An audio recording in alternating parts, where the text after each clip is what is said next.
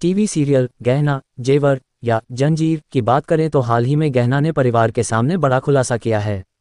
उनके बताया कि आयुष्मान ही उसका पति है, जिससे घर में हड़कंप मच गया। आलिया इस खुलासे से बहुत परेशान हो जाती है और सोचने लगती है कि आयुष्मान ने उससे छुपाकर गहना से शादी कर ली है। परिवार को पता नहीं है कि आयुष्मान ने गहना से शादी नहीं की है। गहना ने नशे की हालत में आकर सबको सच बता दिया, जिससे आलिया की घबराहट और बढ़ गई। आलिया आयुष्मान से सीधे सवाल पूछती है, क्या गहना तुम्हारी पत्नी है?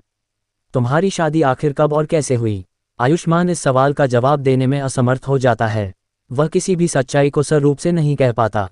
परिवार के दबाव में आयुष्मान कहता है कि गहना नशे में ऐसा कह रही है, लेकिन आलिया अब एक बड़ा कदम उठाती है।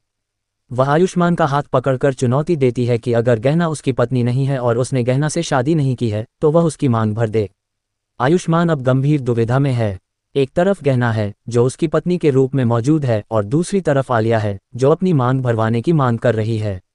परिवार के सदस्य और बुआ जी भी आलिया का समर्थन करते हैं और आयुष्मान पर दबाव डालते हैं। बुआ जी और आलिया मिलकर एक योजना बनाती हैं, जिससे गहना को घर से बाहर किया जा सके और उसकी शादी को समाप्त किया जा सके।